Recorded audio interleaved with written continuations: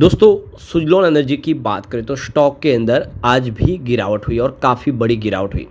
अब आप ये देख ही सकते हो कि जब से रिजल्ट आया उसके बाद स्टॉक काफ़ी ज़्यादा नीचे आ रहा है। थोड़ा इस बार रिजल्ट कमज़ोर रहा है, लेकिन ऐसा नहीं है कि सब कुछ यहाँ पे ख़राब होता हुआ दिखाई देगा। सुजलॉन एनर्जी ने इस बार रिकॉर्ड ऑर्डर बुक कंप्लीट की है और आने वाले समय में बहुत सारे ऑर्डर पाइपलाइन में है। भले ही इस बार कमजोरी रही हो, लेकिन आने वाले समय में बिजनेस और तेज़ी से ग्रो करता हुआ दिखाई देगा। इस बार लोगों के लिए जो सबसे बड़ी जो अपेक्षा थी कि कंपनी डिविडेंड देगी, ऐसी बातें ऑलरेडी मैनेजमेंट की तरफ से निकल कर आई थी कि वो डिविडेंड बांटेंगे जब कंपनी प्रॉफिट में आ जाएगी। तो कंपनी अच्छे खासे प्रॉफिट में भी आ गई है और कर्ज से बाहर भी निकल चुकी है। उसके बाद भी डिविडेंड नहीं मिला, लोगों को डिसअपॉइंट करता है। अब यहाँ पे आगे की क्या संभावना बन रही है, क्या यहाँ से और गिरावट होगी या स्टॉक आने वाले समय बेहतर करेगा, समझने की कोशिश करेंगे। ब्रोकरेज हाउस की क्या राय निकल के आ रही है स्टॉक को लेकर, वो भी जानेंगे। वैसे सरकार की तरफ से जो इस समय पॉलिसीज लाई है वो सुजलॉन के लिए बहुत ज़्यादा फायदेमंद है। सुजलॉन मेक इन इंडिया के तहत सारे के सारे प्रोडक्ट बनाती है। विंड टरबाइन पूरी इंडिया के अंदर ही मैन्युफैक्चरिंग करती है, सारे पार्ट्स यहीं पे बनाती है। और सरकार की नई पॉलिसी है कि जो विंड टरबाइन के जितने भी पार्ट्स हैं वो इंडिया में ही बने होने चाहिए। क्या ऐसे में आने वाले समय सुजलॉन को फ़ायदा होगा, जानने की कोशिश करेंगे इस वीडियो के माध्यम से। लेकिन फ्रेंड्स, उससे पहले अगर आप पहली बार हमारे चैनल पे आए तो चैनल को सब्सक्राइब कर दीजिए, एक बेल आइकॉन दबा दीजिए ताकि जब भी नया वीडियो बने पहला नोटिफिकेशन आपको मिले। वीडियो पसंद आए तो लाइक से जरूर कीजिए। चलो फ्रेंड्स, वीडियो स्टार्ट करते हैं। मैं हूँ आपका दोस्त SB दवे और हमारे अपने चैनल ऑनलाइन कमाई में आपका बहुत बहुत स्वागत है। तो सबसे पहले सुजलॉन एनर्जी के कारोबार की बात करें तो देख सकते हो कि आज 58.10 पर क्लोजिंग थी, जहाँ पे 3.26% की गिरावट देखने को मिली। अब यहाँ पे गौर करने वाली बात है कि सुबह शुरुआत पॉजिटिव हुई थी, उसके बाद अचानक गिरावट का मतलब यह है कि किसी बड़े फंड हाउस ने भारी बिकवाली कर दी है और इसी वजह से आज इंट्राडे में 56 तक चला गया स्टॉक। यानी जो स्टॉक एक समय 86 के आसपास पहुँच गया था वो आज इंट्राडे में 56 तक आ गया, करीब 30 रुपीज़ की भारी भरकम गिरावट। तो इसके पीछे सबसे बड़ी वजह है कि ये बिकवाली सुजलॉन की वजह से नहीं हो रही है, बल्कि बाजार के सेंटीमेंट की वजह से हो रही है। बाजार पिछले कई दिनों से दबाव में चल रहा है और ग्लोबल रीजन इस समय इंडिया के फेवर में नहीं है। US की तरफ से टैरिफ लगाया जा रहा है 50%, जिससे माहौल बिगड़ गया। FI की बिकवाली हो रही है, जिससे सुजलॉन में भी हमें दबाव देखने को मिला। तो देखो कि सुजलॉन का स्टॉक Q1 के रिजल्ट के बाद काफ़ी ज़्यादा दबाव में आया और आप देख सकते हो कि आज भी यहाँ पे काफ़ी बड़ी गिरावट है। तो आज की इंट्राडे ट्रेडिंग में 5% तक की गिरावट देखने को मिली। तो पिछले 4 ट्रेडिंग सेशन से लगातार गिरावट जारी है और 10.5% के आसपास की गिरावट हो चुकी है।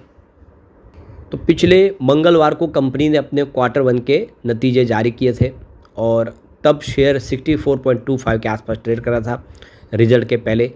और आप देख सकते हो कि ये जो स्टॉक है वहाँ से अब आज 56 के लो पे आ गया, यानी इस रिजल्ट के बाद गिरावट काफ़ी ज़्यादा हुई।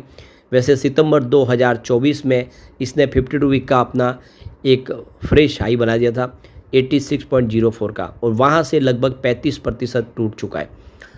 और आप देखो कि सुजलॉन एनर्जी के निवेशकों को पिछले 11 महीनों में लगभग 40,000 करोड़ का नुकसान हुआ है, क्योंकि कंपनी का कुल मार्केट कैप है वो सोमवार को 52 वीक के उच्च स्तर करीब 1,17,474.06 करोड़ से घट के 77,500 करोड़ पर आ गया।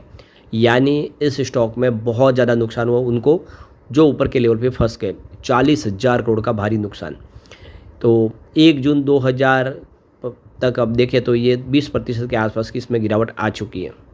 तो दरअसल अप्रैल जून 2025 के तिमाही के नतीजों के बाद ही निवेशकों का जो भरोसा है वो डगमगाया हुआ है। कंपनी ने बीते सप्ताह अपने वित्तीय रिजल्ट पेश किया था।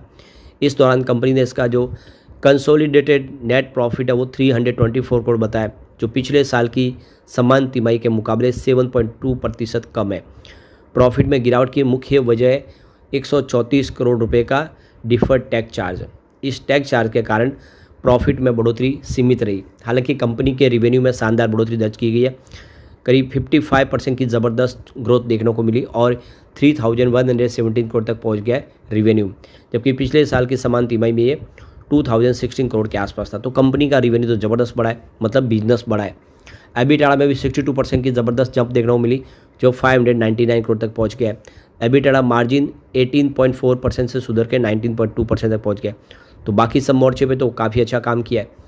अब इसके अलावा निवेशकों के विश्वास पर कंपनी के चीफ फाइनेंशियल ऑफिसर CFO के जो हिमांशु मोदी है उसके इस्तीफे का भी असर देखने को मिला है। दरअसल सुज़लॉन के CFO हिमांशु मोदी ने अपने पद से इस्तीफा दे दिया है। उनका कार्यकाल 31 अगस्त को समाप्त हो रहा है। तो कंपनी ने बताया कि वह नया CFO खोजने के फाइनल स्टेज में है, लेकिन अभी तक किसी नाम पर मोहर नहीं लगी है। हिमांशु मोदी ने अपने बयान में कहा है कि यह डिफर्ड टैक्स चार्ज सिर्फ एक अकाउंटिंग एडजस्टमेंट है और इसका कोई कैश प्रभाव नहीं है, लेकिन निवेशक इसको नकारात्मक रूप से देख रहे, यानी इसे थोड़ी सी मायूसी तो हुई है। हालांकि मार्केट एक्सपर्ट और ब्रोकरेज फर्म सुज़लॉन पर बुलिश नज़र रखे हुए है। ICICI सिक्योरिटीज़ का कहना है कि सुज़लॉन की 40% मार्केट हिस्सेदारी से डोमेस्टिक मार्केट में मजबूत स्थिति पर लाकर खड़ा करती है। कंपनी ने फाइनेंशियल 2026 में 60% ग्रोथ का टारगेट रखा है। इसने पिछले कुछ तिमाही में शानदार प्रदर्शन किया है, जिसने निवेशकों के विश्वास को और बढ़ाया है। कंपनी की ऑर्डर बुक 5.7 गीगावाट तक पहुंच चुकी है, जिसमें 75% ऑर्डर कमर्शियल और इंडस्ट्रियल है और PSU सेगमेंट से मिले हैं। रिपोर्ट की गई तिमाही में कंपनी ने 44 गीगावाट की रिकॉर्ड डिलीवरी भी की है। तो देख सकते हो कि सब कुछ ठीक है। एक इसमें गिरावट की और वजह भी बनी है, जिसमें आप देख सकते हो कि जो मीडिया में खबरें निकल कर आई थी कि कंपनी को 6000 करोड़ का एक बड़ा प्रोजेक्ट के लिए डील उन्होंने फाइनल किया टाटा पावर के साथ में। तो साउथ इंडिया के अंदर टाटा पावर बड़ा प्रोजेक्ट डिलीवरी का करने जा रही है, जिसमें विंड टरबाइन का जो प्रोजेक्ट है वो सुज़लॉन एनर्जी को मिला है और इसको लेकर एक्सचेंज ने स्पष्टीकरण मांगा था। तो BSE की तरफ से कहा गया था कि क्या मीडिया में जो खबर निकल के आ रही है वो सच है। तो इस पर देख लो कि सेबी के नियम 30 के तहत जो जानकारी शेयर करनी होती है एक्सचेंज को, तो सुज़लॉन ने कहा है कि हम ये स्पष्ट करना चाहते हैं कि इस समय ऐसी कोई जानकारी या घटना हमारी नज़रों में नहीं है। तो एक तरह से उन्होंने इस बात को खारिज किया कि फ़िलहाल कोई डील ऐसी टाटा पावर के साथ उनकी नहीं हुई है। भविष्य में क्या होगा वो तो भविष्य के गर्भ में है, लेकिन जो नियम बने हुए हैं उस नियम के तहत जो जानकारी शेयर करनी चाहिए वो हम जानकारी शेयर करते हैं, और उस जानकारी यह है कि फ़िलहाल ऐसी कोई बात नहीं है। इसका मतलब यह है कि उन्होंने फ़िलहाल तो कह दिया कि टाटा पावर के साथ उनकी कोई डील नहीं हुई है, तो भविष्य में होगी तो पता चलेगा। तो इसने भी एक माहौल निगेटिव किया कि तो बहुत बड़ा एक प्रोजेक्ट 6000 करोड़ की डील थी और ये डील का न होना थोड़ी सी मायूसी पैदा करता है। तो इस खबर से भी एक दबाव की स्थिति बन गई है।